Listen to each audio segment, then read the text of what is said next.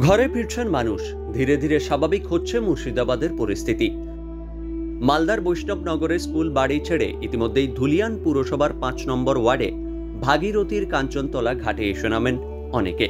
সঙ্গী ছিলেন পুলিশ ও প্রশাসনের কর্তারাও।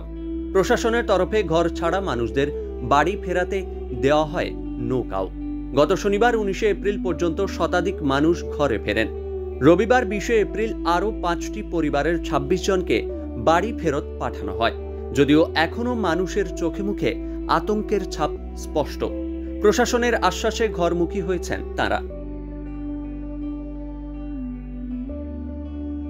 ধুলিয়ানের ঘাটে উপস্থিত ছিলেন জঙ্গিপুরের সাংসদ খলিলুর রহমান।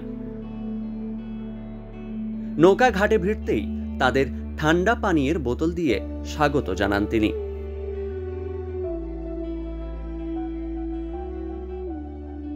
ডাউনলোড করুন এই সময় অ্যাপ iOS ও অ্যান্ড্রয়েডের জন্য।